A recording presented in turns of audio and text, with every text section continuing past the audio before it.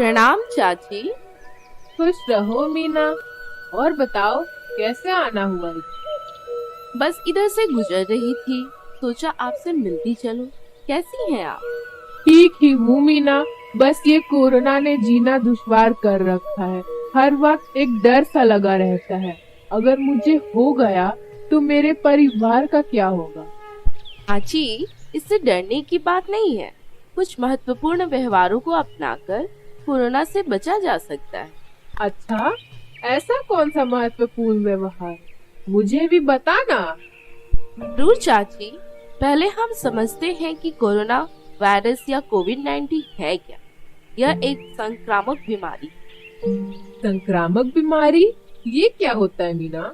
ऐसी बीमारी जो जीवाणु और विषाणु के माध्यम से एक व्यक्ति से दूसरे व्यक्ति में फैलता है और समुदाय के हर व्यक्ति को बीमार करने लगती है। इसे संक्रामक बीमारी कहते हैं। मलेरिया, तपेदिक, चेचक, इन्फ्लुएंजा इत्यादि संक्रामक बीमारी के उदाहरण।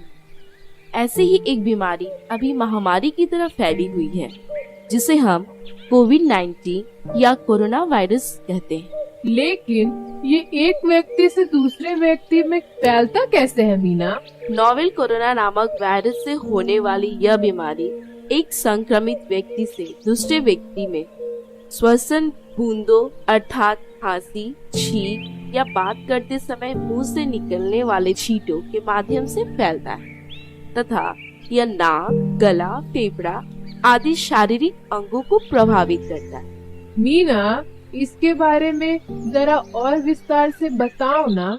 जरूर चाची, जब एक स्वस्थ व्यक्ति प्रत्यक्ष रूप से किसी संक्रमित व्यक्ति के खांसने, छींकने, बात करने या सांस छोड़ने पर उसके नाक या मुंह से निकले छींटों के संपर्क में आता है तो वह संक्रमित हो जाता है। या फिर संक्रमित व्यक्ति के मुंह से निकलने वाले छींटे जब आसपास की दूसरी चीजों या सतहों पर गिरती है और उस सामान या सतह जैसे कि मोबाइल, थाली, ग्लास, गमछा, तौलिया, नल, दरवाजे की कुंडी को छूकर कोई व्यक्ति अपने नाक, आँख, मुंह को छूता है तो वह भी संक्रमित हो सकता है।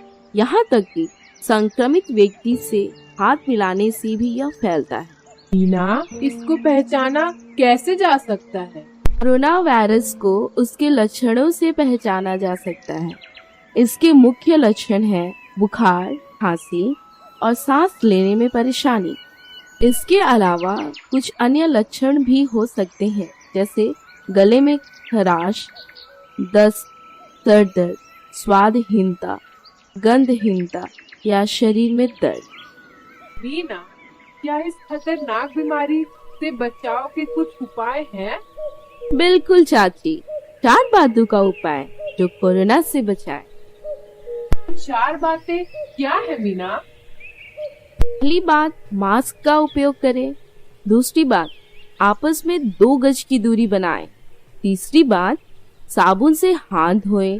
और चौथी बात, बीमारी का लक्षण दिखते ही स्वास्थ्य केंद्र से संपर्क करना अत्यंत जरूरी है। मीना, ये सारे उपाय हमें कोरोना से किस प्रकार बचाए, क्या मुझे बताओगी? चाची, सबसे पहले हम मास्क की उपयोगिता के बारे में समझते हैं।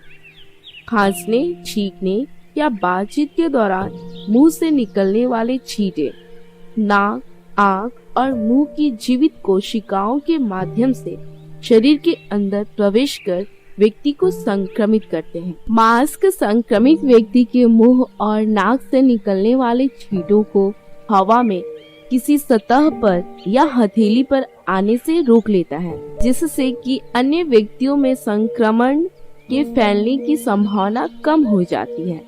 मास्क पहनने से नाक और मुंह के अंदर के हिस्सों को नहीं छू पाता है, जिससे कि कोविड-19 के वायरस शरीर के अंदर नहीं जा पाते। मास्क पहनते समय कुछ सावधानियां बरतने की जरूरत होती है, जैसे जब भी घर से बाहर जाएं, मास्क, गमछा या रुमाल से नाक और मुंह को अच्छे से ढक लें।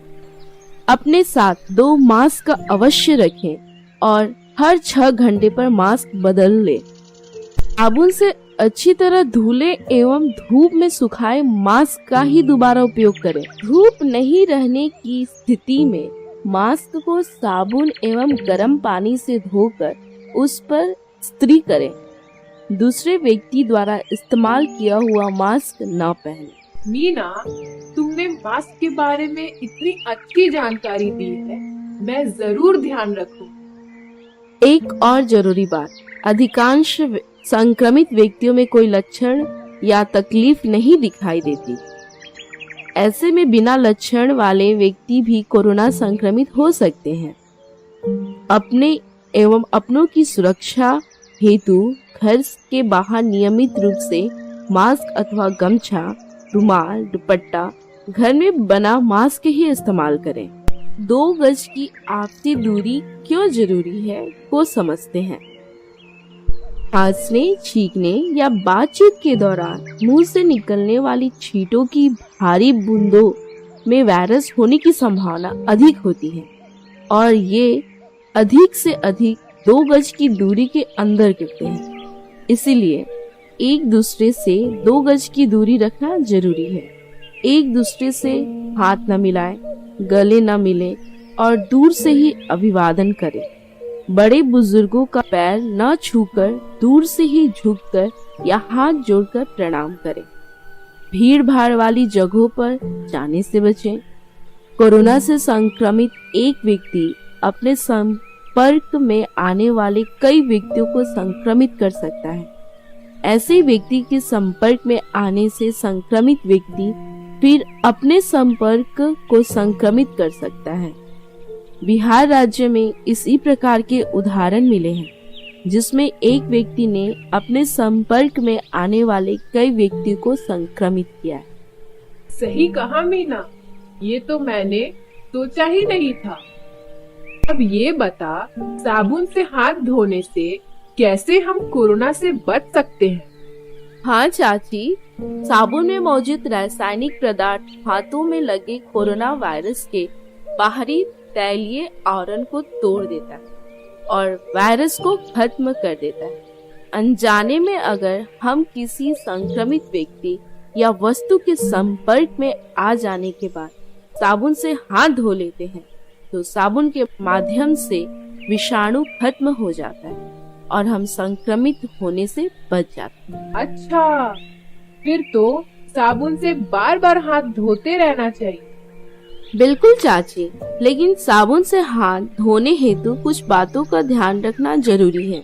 जैसे नियमित तौर पर हाथों को साबुन से 40 सेकंड तक अच्छी तरह से धोएं या 70% अल्कोहल युक्त सैनिटाइजर का उपयोग करें। शौच के बाद खाना खाने, खिलाने व बनाने एवं किसी भी गंदी वस्तु को छूने के बाद हाथों को साबुन से अवश्य धोएं। हाथ धोते समय हथेलियों, उंगलियों, अंगूठों, हाथ के पिछले हिस्से, हाथों की कलाई को आपस में रगड़कर साफ करें। मीना, तुमने तो हाथ धोने के इतने बारीक तरीके बताए, ये तो हमने सोचा ही नहीं था। अब आगे की और बात सुनो। खांसी, बुखार या सांस लेने में तकलीफ जैसे लक्षण दिखते ही तुरंत आशा, एएनएम या स्वास्थ्य केंद्र से संपर्क करना चाहिए और साथ ही साथ अपने आप को दूसरों से अलग कर लेना चाहिए। अगर कोई लक्षण जैसे गले में खराश, दस्त, सर दर्द, शरीर में दर्द, स्वादहीनता, गंधहीनता जैसे लक्षण दिखने या महसूस होने पर भी नजदीकी अस्पताल से संपर्क करना चाहिए। मीना, तुमने आज बहुत ही महत्वपूर्ण बातें बताई। अच्छा, तो अब आप बताओ चाची, मैंने कौन सी 4 मुख्य बातें बताई अभी? हाँ मीना, क्यों नहीं। पहला, मास्क का उपयोग। दूसरा, 2 गज की दूरी बहुत जरूरी। तीसरा, साबुन से हाथ धोना। चौथा, बीमारी का लक्षण दिखते ही स्वास्थ्य केंद्र से संपर्क करें।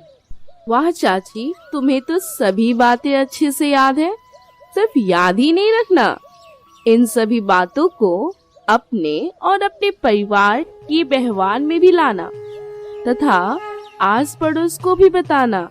अच्छा, तो अब मैं चलती हूँ। प्रणाम चाची। सुखी रह मीना। इतनी अच्छी और जरूरी जानकारी देने के लिए तेरा बहुत बहुत धन्यवाद।